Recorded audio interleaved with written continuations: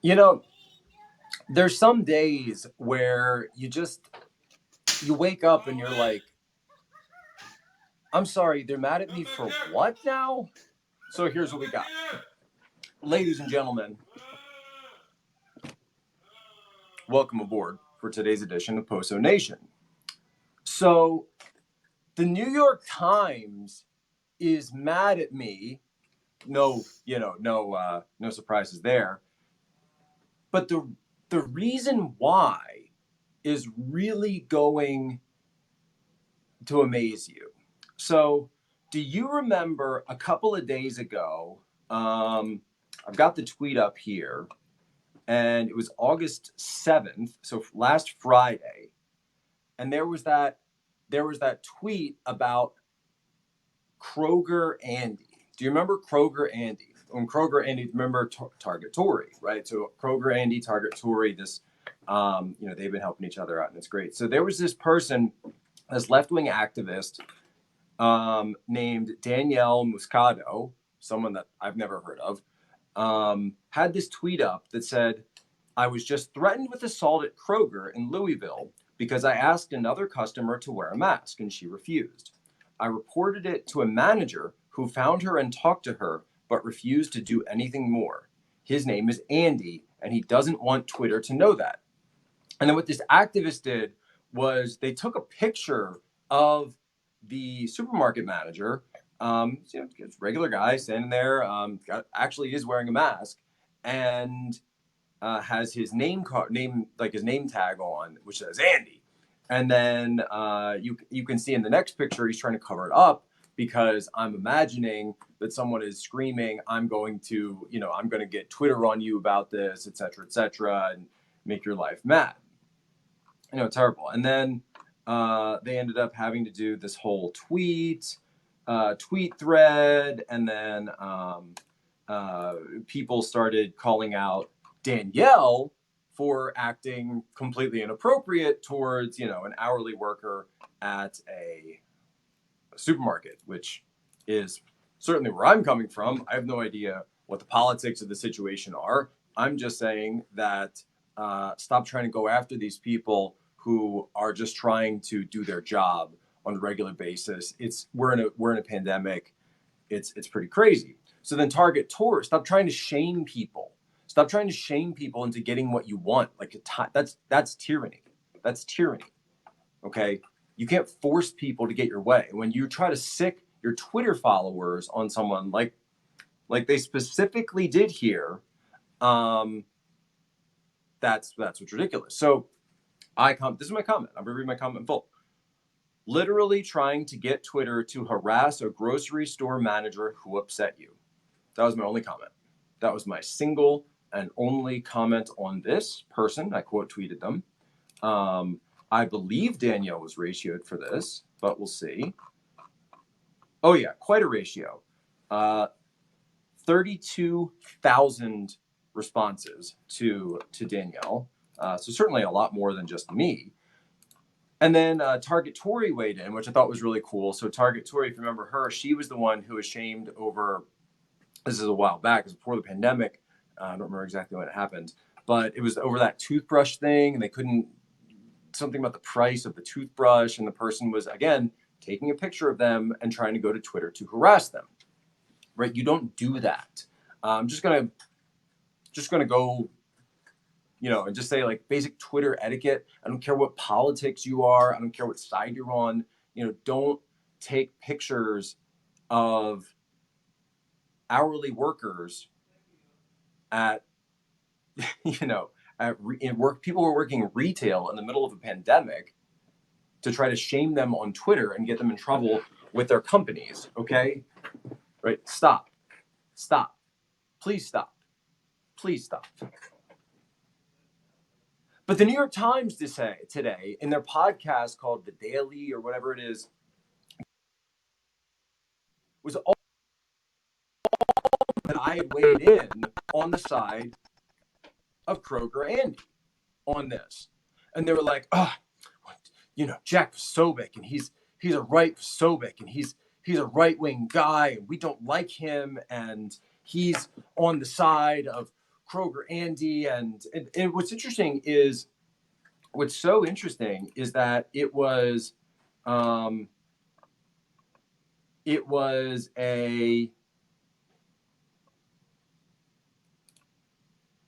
podcast all about cancel culture, and yet then they tried to cancel me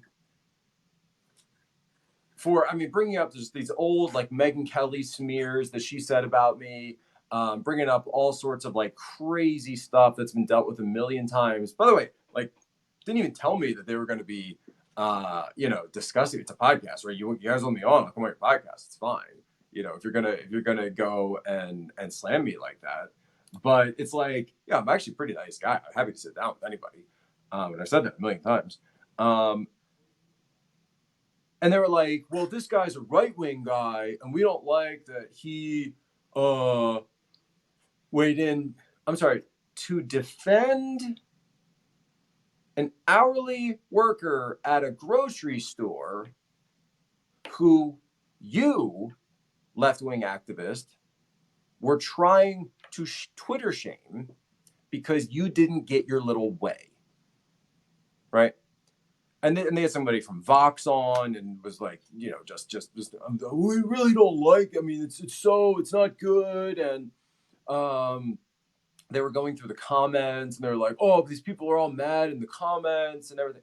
I'm not going to apologize for standing up for Kroger Andy. I'm never going to apologize for something like that because I stand up for the little guy, because I actually care about people, about actual people. That's why I do this stuff. All right. I could have a much, much easier life if I didn't get involved in all of these different things. And I didn't even get involved in this. Literally one tweet. That's it. That was my involvement, was one tweet. And you're going to do and the New York Times does an entire podcast about me. They do an entire podcast about me standing up for a grocery store employee. Serious right now? Are you serious right now? That's, of all the things that are going on in this world, of everything that's happening at this present moment, you're mad that Jack Posobiec stood up for a grocery store employee. You guys are ridiculous. You're absolutely ridiculous. Because I'll tell you something right now. I do stand up for grocery store employees. I stand up for everybody working in retail right now. I will stand up for because think about all the times that you were worried in this pandemic. Think about all the times that you weren't sure what was going on. Think about the beginning of this whole thing. Right? Where we weren't sure what was going to go on, where there were runs on supermarkets and department stores, right? Those employees of those places, they were the ones that kept our country going, who kept our family going. People work in retail. Let me tell you something. That's not an easy job. All right. I've done my share of retail work. Okay. It's not an easy job. You're on your feet all day long. You're dealing with customers all day long.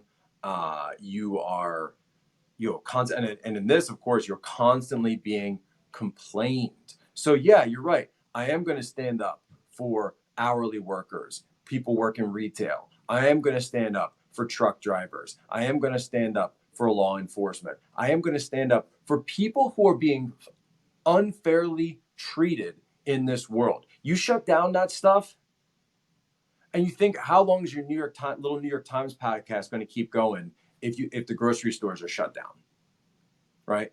How long are you going to be able to keep that working if the power lines go down and the workers don't go out and fix all that stuff?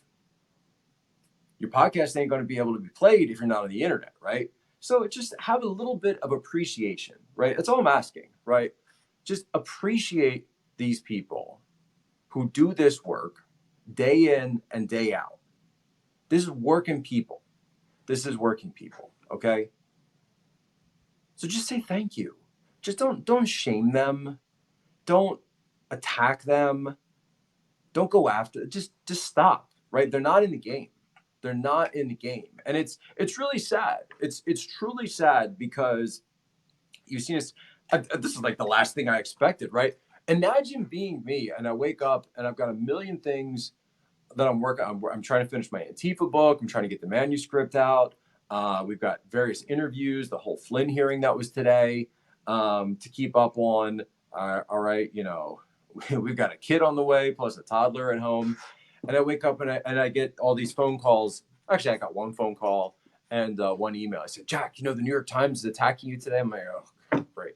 What are they attacking me for now? Right. I'm thinking there's some like big thing I got to respond to. And I'm like, they're mad that I stood up for Kroger Andy? Huh? Like, that's what the New York Times is upset at me for today? It's something that I hadn't even, consider. Now I'm going to go and share his GoFundMe a couple more times because we have to. But it's like, imagine being that kind of person. Imagine being that kind of person who wants to wake up all day and, you know, and just tear people down all the time, right? Imagine waking up and being so hateful and so petty and so scornful that, like, I don't wake up and think, oh, how do I take down the New York Times today? I say no. I wake up and I say, what can I do to better the world? What can I do to my job as a Catholic is to be the salt. Oh, excuse me. Be the salt, right there. That's what I wake up doing. I woke up and did this morning. I prayed the rosary. Right? That's what I woke up and did this morning. Sorrowful mysteries today. And then I look at my text messages and it's like, oh, you get one thing in and a million. I wake up. You don't even want to know what it's like, the amount of messages, the amount of traffic that I have to deal with on a regular basis. But I say you're getting trashed. You're getting trashed for standing up for a grocery store employee. And normally I would have just laughed it off, but I really did think that it made sense to come to all of you and talk about this because this is amazing to me. This is absolutely amazing to me that once again, you stand up for the little guy. You stand up for somebody working in retail and they trash you for that. Do you have any idea how much abuse people working in retail take on a regular basis? It's disgusting. Cashiers, clerks, people that are stocking shelves. Come on. That's somebody who's just working there. Don't do that. Don't do that. If the company has a policy and they're just enforcing the policy, just walk away. All right, just walk away. That's all I'm asking. I'm not even like, I don't know what your politics are. I don't know. Vote for whoever you want. That's fine. You do you, right? But don't use your Twitter platforms to attack the little guy. All right? Can we all agree to that? Can we all agree, no matter what side of the political aisle you are on, what spectrum you're on, don't go after the little guy, right? When I went to Seattle, when I went to Chaz, right, I don't know the people that live in the Capitol Hill area of Seattle, but I said, you know what? There's businesses there. There's people that work, small businesses, people who work hard to maintain them. All right. And you guys are bringing in violence, you're bringing in theft, you're bringing in crime, and the police can't get in to do anything about it because they're targeting you because they know the police aren't there. And the police chief in Seattle has resigned over all of this, right? She can't do her job, right? They wouldn't let her do her job, and now she's resigned. Okay. And what does that say? And I don't know anything about the politics of the people in Seattle. I mean, other than I'm guessing that they're probably not, Trump supporters for the most part. This isn't about politics, okay? It's about how you treat others. It's about how you treat other people, all right? And those businesses, those people who work so hard And the people who live there, by the way, the people who lived in those condos, those apartments around that area, right? Those are the people that I wanted to talk to. Those are the stories that I got out that nobody else was talking about. Because what about them? What about the little guy? What about the little guy? So, look, I get it. When you're the New York Times, and that's fine, by the way. And that's totally fine if the New York Times wants to pick on me, right? Because pick on someone your own size, right? And I'm definitely the size of the New York Times, no question. So yeah, please go ahead and pick on me. That's fine. But why are you going after Kroger Andy? All right, why are you going after Kroger Andy? Kroger Andy's not in the game. Stop. Just knock it off. All right. Go. You want to go after me? That's fine. We can do this little thing, and it's like it's gotten to just be like a formula now. So Jack, someone attacked you. I said, what do they attack me about? And then I respond. And I do this, and it's. I mean, it gets tired because it's like being on the same. It's being on a little loop. But when I heard this one, I said, they're mad that I defended Kroger Andy, huh? Huh? No, no, I don't think so. No, I don't think so. Right? When I went out and defended the statue of Abraham Lincoln that was dedicated by Frederick Douglass, all right, you saw how I was treated then. When I went out to Chaz, you saw how I was treated. Now I'm standing up for Kroger Andy, which I mean, it was literally one tweet. I wouldn't say it was necessarily like a big thing that I did. I don't want to say that I did a lot for Kroger Andy. I put up a tweet, shared the GoFundMe, just shared it again right before this. It wasn't even something I was necessarily thinking about. I'm the kind of guy, I'm always driving forward, right? I'm just always driving forward. It's not that I forget. It's just that you want to keep that forward focus. You want to keep that forward focus of action. You want to keep that forward focus of thought. You can't live in the past because the past doesn't exist anymore. I suppose depending on your conception of reality. But in my conception of reality, past doesn't exist anymore. And so there's only one place you can go. So why worry about that, right? Don't deal with it. Keep moving forward. That's my nature. And I would say to the New York Times, think about what kind of energy you're putting out into the world. Think about what kind of consequences come from the type of energy you put out in the world. Right? Do you want to put out love? Do you want to put out hope? Caring about your fellow man, woman? Praying for each other, praying for the world? I don't see you guys doing that. No, it's you go on these podcasts and it's attacks, it's hate, and it's anger. What are you doing that for? Really, what are you doing? And it's that type of mentality that leads someone to attack a guy like Kroger Andy. He's just doing his job. Literally just doing his job. So that's what I'd say to you guys. I'd say, what are you doing? Is this really how you want to spend your days? Going after a guy who's trying to just trying to speak, right? Just trying to speak for the little guy, right? I've been blessed a lot in this life. I've been blessed a lot. I've got a great family. I've got an amazing platform.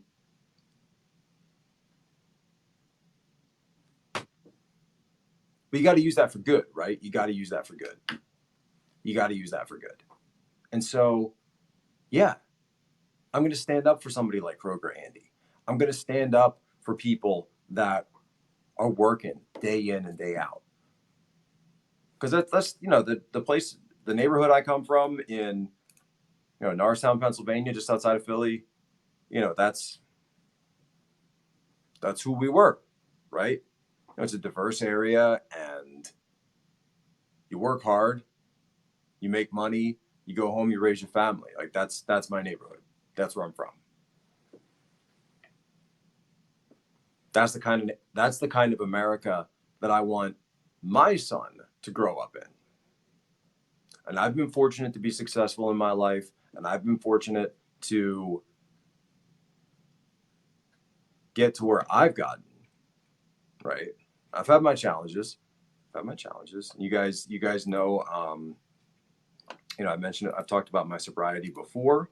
Got an anniversary on that coming up in about next month, end of next month. I will be big anniversary on that. So the end of next month, I will hit 15 years sobriety. So end of next month. So that's a big one. 1-5. That's a big one. And look, I've literally just said all along is if I can be a voice for anything, I want to be a voice for the little guy. You remember where you came from. Remember where you came from. So yeah, I got a Catholic background. I got a Norristown background. And along the way, we show me, let he is without sin cast the first stone, right? Right. If anybody tells you that they led a perfect life and that their road doesn't have some potholes in it and it's not cracked and broken a little bit, then that's somebody who's a liar, right? Because that's not how it goes. But it ain't about that. It ain't about trying to be perfect all the time. It's about doing good in the here and now and as you go forward. And it's about where you're aiming, right? Nobody's going to be perfect, right? And that's what you got to understand from, and I don't mean to get religious on this, but let me just explain that to explain this in Christianity, we believe that everyone is a sinner, right? We believe that everyone is a sinner to begin with because we're imperfect creatures. Man is fallen. And so we don't dwell on people's sins, right? Because we know that's going to happen. We know that's going to happen. What we focus on is the prodigal son. What we focus on is the correction. What we focus on is atonement and redemption. And we pray for that and we encourage that. That's atonement. That's Jesus. That's what Christianity is all about. It's not about pointing out every little, right, the speck in your neighbor's eye. It's not about that. Christ specifically told us, do not do that. Do not call out the speck in your neighbor's eye. Do not do that. Right? When you've got a log in your own. The judgers will be judged, right? That's Christ. So, I don't know. Just kind of give you a perspective of where I'm coming from. You're going to say, oh, well, we don't like him because he did this and that and everything else. No. It's we encourage people. We pray that they move away from sin. And that, my friends, is the difference between Christianity and cancel culture, to bring this full circle. Because in cancel culture, that's eye for an eye. Cancel culture is eye for an eye. It's you did something wrong, so I'm going to destroy you. You did something I don't like, so I'm going to take you down. I'm going to go after you. I'm going after your family. I'm going to go after your employer. I'm going to go after your income, the way you make a living. I'm going to go after all of it. That's cancel culture, right? And nothing but ad hominem attacks and smears, right? False accusations, as we also know, is a violation of the Ten Commandments.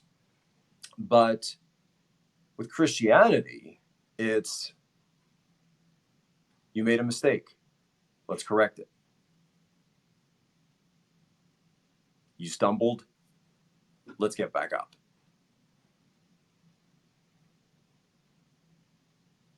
And so I would encourage the New York Times to understand that. When someone said turn the other cheek, so turn the other cheek. Now you got to understand what Jesus was talking about when he said turn the other cheek. You have to look at it in context, because he says when someone slaps your face, you turn the other cheek, right? So what he was talking about was you don't submit to that, you turn the other cheek and offer the other, also to be slapped, right? It doesn't mean weakness. There's strength in that. There's strength in standing your ground. There's strength in standing for who you are. There's strength in standing for principle.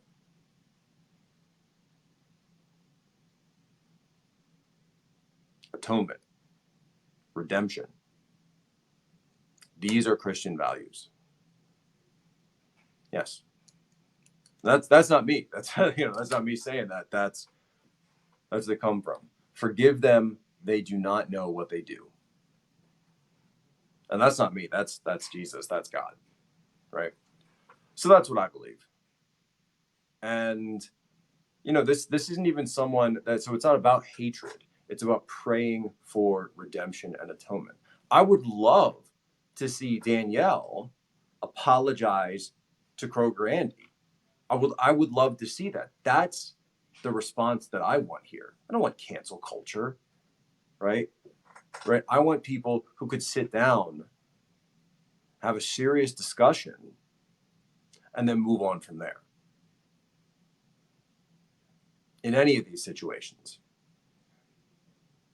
you correct the mistake. You don't destroy the person because they made a mistake. It's ridiculous. Who wants to live in that world? An eye for an eye leaves the entire world blind, doesn't it? So that's where we're at. I've got work to do, and the New York Times is going to have to find some other target that's going to come groveling to them because I'm not going to. Ridiculous. What's Kroger Andy's thing up to? Kroger Andy is up to $21,000 from 890 donors, 229 shares, 895 followers. 117 people just donated, and I can see that there are even some small dollar donations coming in just since we started this podcast. So I don't know if that's all of you, but if you want to go there, it's if you go to GoFundMe, it's Send Kroger Andy on a Vacay. So look for that one on GoFundMe. And the beautiful thing about this, the really beautiful thing, I think Target Tory is actually on here. Are you the real Target Tory? I didn't even realize that you were on there. Folks, we have that is you. Oh wow. Well, thank you very much for popping on today. I just wanted to say I hope that everything's going well with you. I love that you're I love the slogan that you came up with. It was, don't make me get it wrong. I'm on the spot. But is it pause, be kind? I believe that's the slogan that Target Tory came up with. And I thought it was so good, right? And I saw that you had some merch out there with that on. So people, if you want to go check that out, go to Target Tory. If I'm getting it wrong, she'll correct me. Oh, I got it right. Okay, cool. I thought it was great. Pause, be kind, right? Didn't we all learn that when we were growing up? Didn't we all learn that, right? The golden rule, right? What are the three most important phrases? Please and thank you, right? Treat others as you want to be treated. Wow, so powerful. So absolutely powerful. Absolutely powerful. Now, I never take a breath before you react. It's as simple as that, right? And I think that's what we're all talking about. It's not political. It's not like one side or another. It's just, hey, we're all people. We're all in this. we all live in this country together. We all live on this planet together. So pause, be kind, right? So I love it. What's up, Target Tory? Love having you on.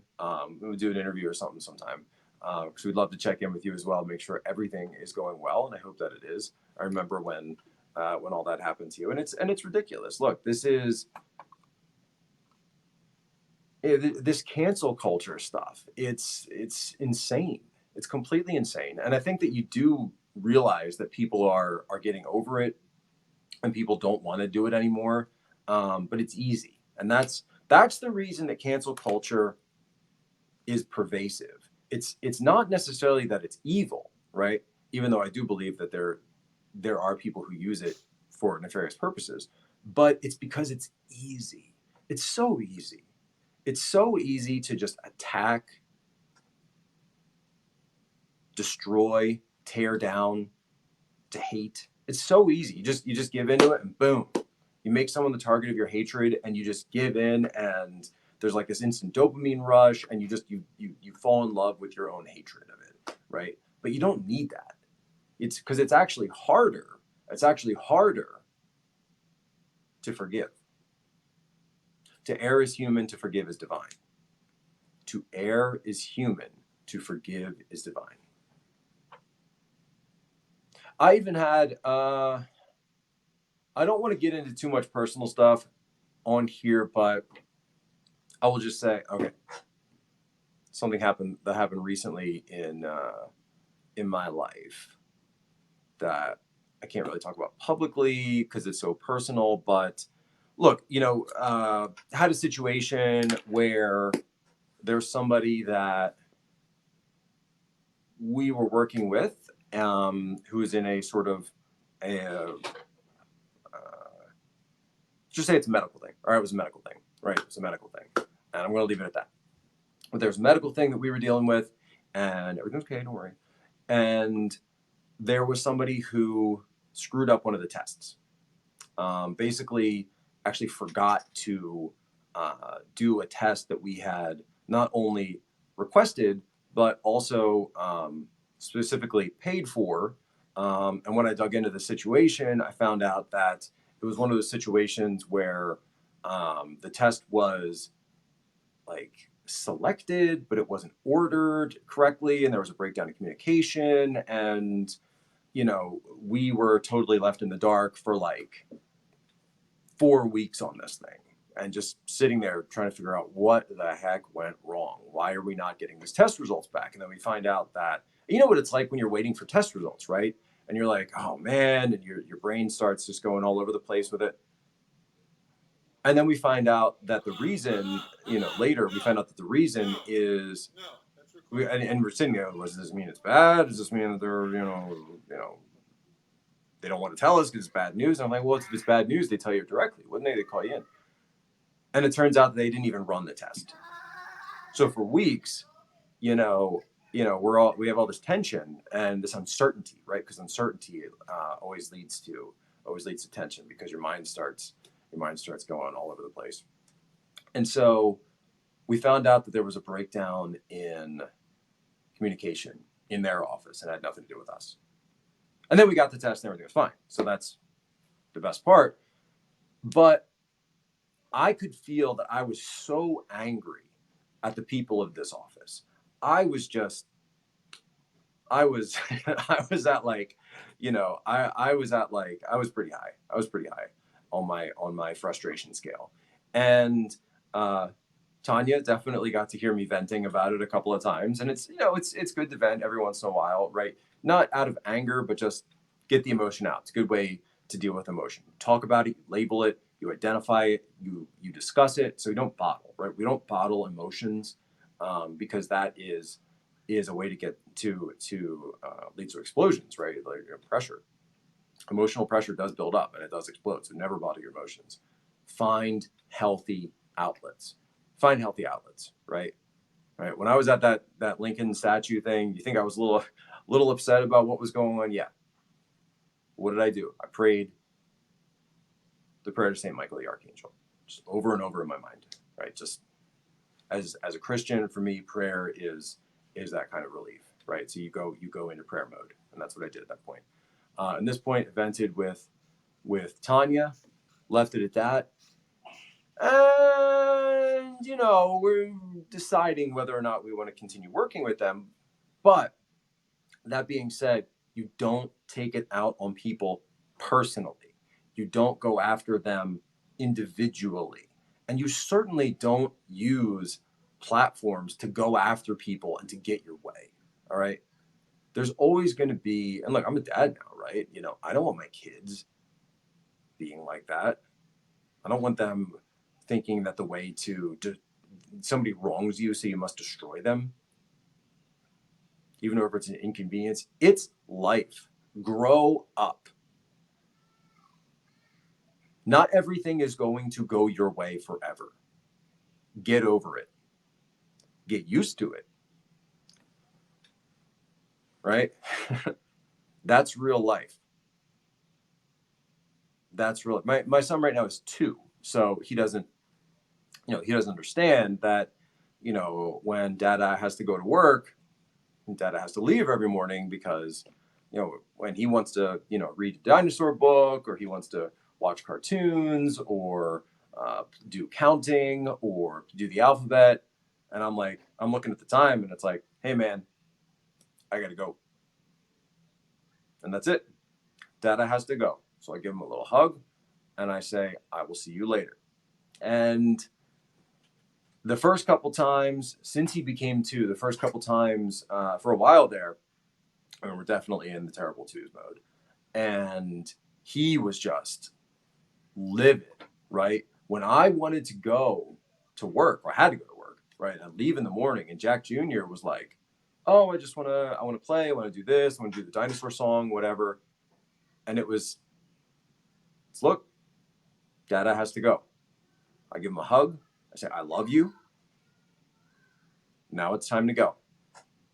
When I'm home, we will do the dinosaur song, right? And I make him that promise, and I keep that promise.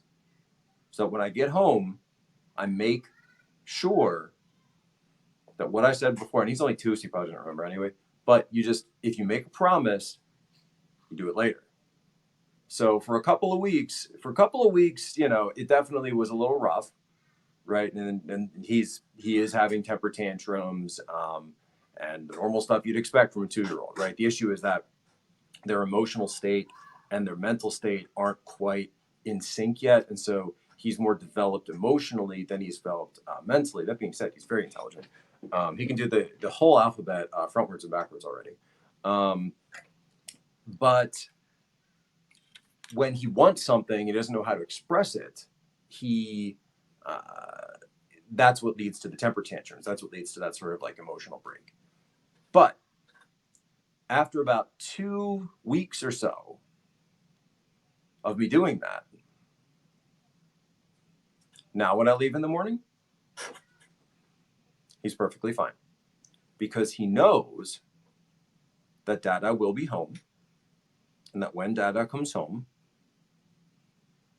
we are going to do the dinosaur song. And because every time I make a promise to my son, I keep it. And if there's news that I have to deliver to my son that he doesn't like, I have to go to work, or I have a late meeting, right? He understands, because we have that baseline of trust. So we have that trust baseline already built in. And that's what it is. I hate leaving. It's the worst part of my day. Absolute worst part of my day. It sucks, right? It's the worst. And then, and I'm getting in, and it's like, oh, and the New York Times is mad at you and everything. And I'm like, great, I got to deal with that, right? First, I thought the dinosaur song was bad enough. Now I got the New York Times mad at me because I stood up for Kroger Andy. I was like, what? But when you're dealing with that, good comment there, yeah. Say what you mean and mean what you say. Communication is absolutely key. I'm a big believer in that. Say what you mean and mean what you say. Do not. So I'm very direct. If there's a situation going on, and I'm like this with Tanya as well, I explain what the situation is. If I'm frustrated over something that's going on, if I'm in some, having an issue, I tell her straight up, this is what's going on. This is what I'm upset about. Got to deal with this, right? Direct communication. No hiding, no secrets, right? You just do what you got to do. Wait, you want me to sing the dinosaur song now? No, absolutely not. No way. Maybe. First of all, I didn't promise that I would do it on Periscope. I promised I'd do the dinosaur song when I get home. So if I do it now while I'm at the office, now I'm breaking my promise, aren't I? Because I said I was going to do it when I get home, not home. Sorry, guys. Sorry. However, there is a possibility. I can foresee a potential, a potentiality of me doing a Periscope at home, which I haven't done in a while, where we do the dinosaur song. So, if you guys are good, and hope that you are, maybe, just maybe, you get to hear the dinosaur song. We'll see. All right, I gotta get out here. I actually have work to do. But someone says, yeah, with the microwave. Yes, we'll get the microwave back. I promise the microwave will be back. I'm not promising when, but I promise it will be back again. Do not make promises lightly. Make them when you know that you can keep them. All right? New York Times, praying for you guys. Walk away from the hate. Just walk away, guys. Come on. Walk away. Jack Posobiec, reminding all of you that, as always, ladies and gentlemen, you have my permission to lay ashore.